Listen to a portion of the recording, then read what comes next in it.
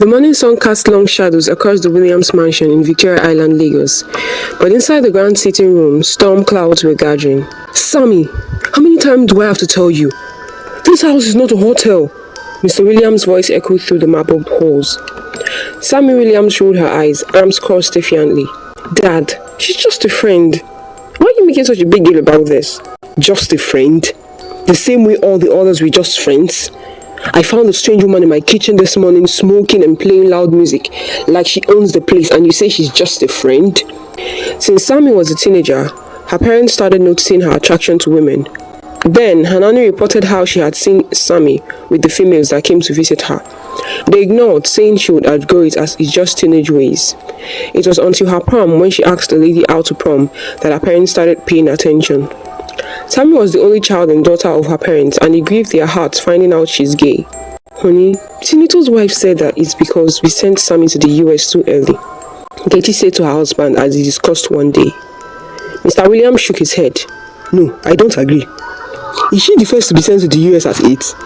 Did you not remember that she went with Okafor's two sons, who were 7 and 10? And they are both doing very well the last time I checked."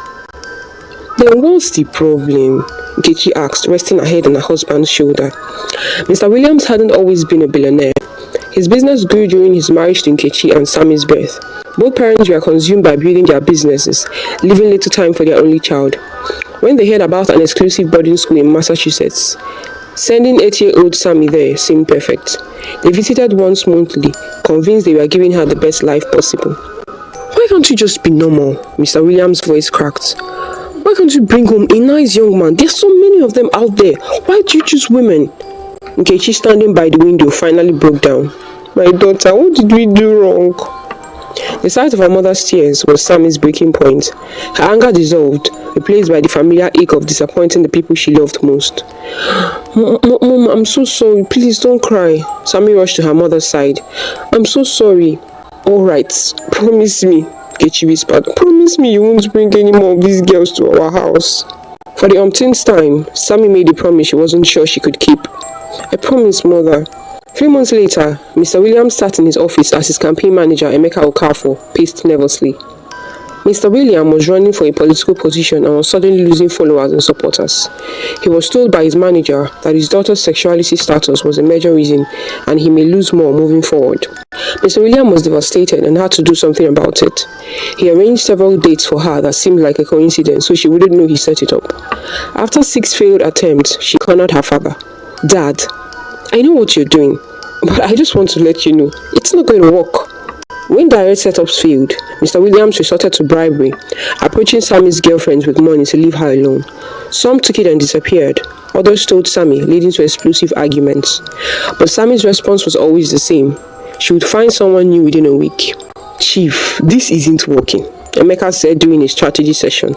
"What if we made it a public challenge? Offer a reward for any young man who can win our hearts." "You want me to publicly bribe men to date my daughter?" "Not really.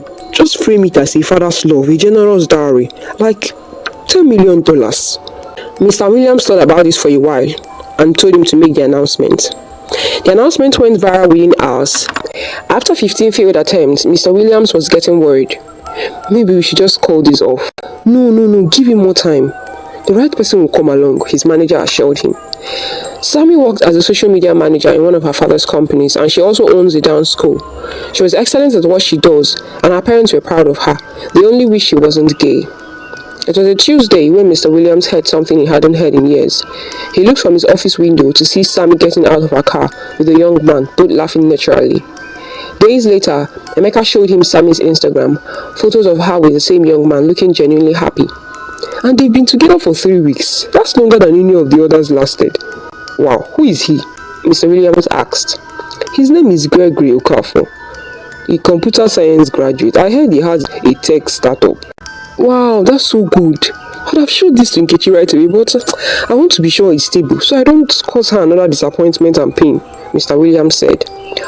"From the top, 1, 2, 3, go," Sammy said as she taught a new dance routine to her group in her studio. At the end, she was flirting with one of the new female dancers when she heard her name. She knew the voice, so she shrugged angrily and dismissed the lady. "I'll see you later, okay?" "Oh, is that your new fancy?" the handsome young man said, smiling. "Look, let's get this done so you can get off my business," she said, looking frustrated. I don't understand. Why would you be flirting with and asking your fellow lady out when an irresistibly handsome dude is right here with you? Well, I still believe something is damaged somewhere in you. Should I take you to the mechanic or carpenter? Which will do a better job?" the young man said sarcastically, laughing. "You are sick," Sammy said as she grabbed her backpack and walked out. The young man ran after her, teasing her more. Mr. Williams' mansion was so big that Sammy's quarters was like a mansion in the mansion, so she could go for days and not see her parents, except she goes looking for them or they go looking for her.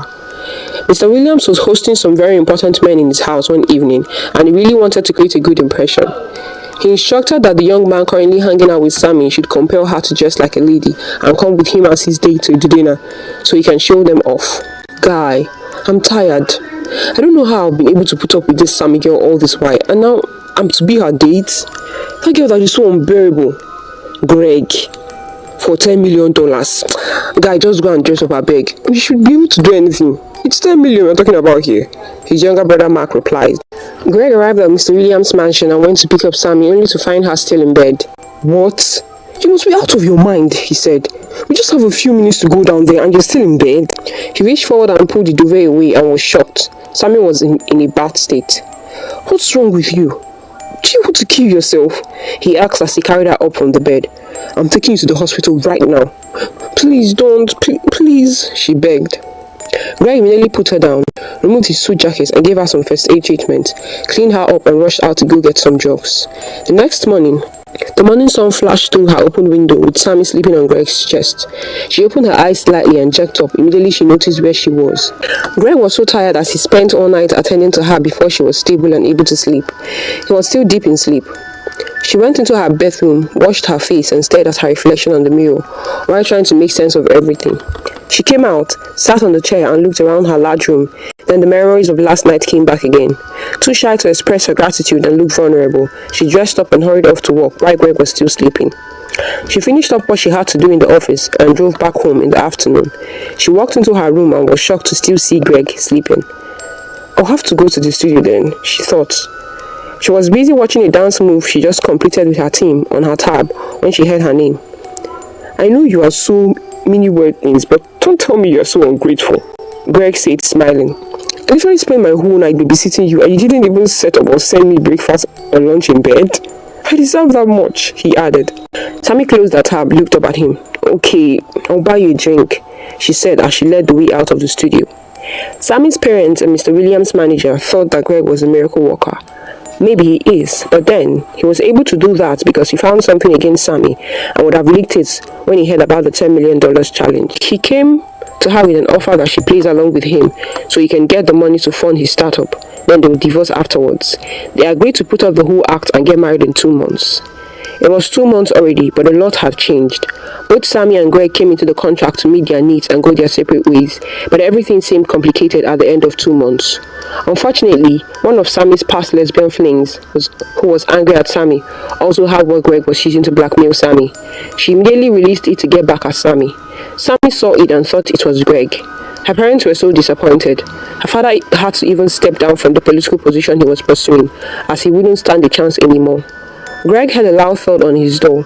He opened the door to see a furious Sammy. After raging and yelling, Greg showed her proof that he had nothing to do with the scandal. "Am I a fool? Even if I wanted to hurt you so bad, shouldn't I have gotten hold of the money first?"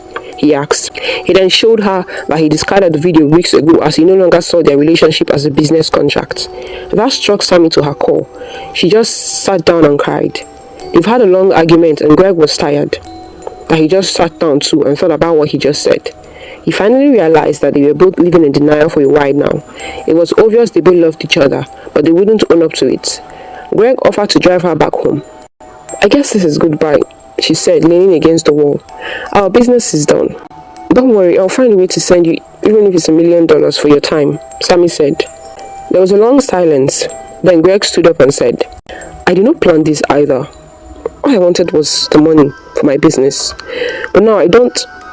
He paused and rubbed his forehead. But Sammy was tired of pretending too. She stood up and hugged him tightly. "Stay, stay, please stay with me," she said as she cried on his shoulder. Mr. Williams and Nkechi had never been happier. Greg and Sammy were getting married in a week's time. Mr. Williams told them to rest and enjoy themselves while he and his wife gives them a memorable wedding experience.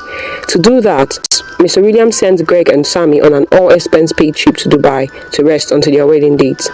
As their plane lifted off from Lagos, Sammy looked at Greg, the man who had started as a blackmailer and turned into a business partner and somehow transformed into the love of her life. "No more contracts," he smiled, taking her hand. "Just us." "Just us," she agreed, finally allowing herself to believe in the love that was real, complicated, and what every week they took to find it. Below them, Lagos sparkled in the afternoon sun, and ahead lay Dubai, their wedding and a future neither of them had planned, but both were ready to embrace.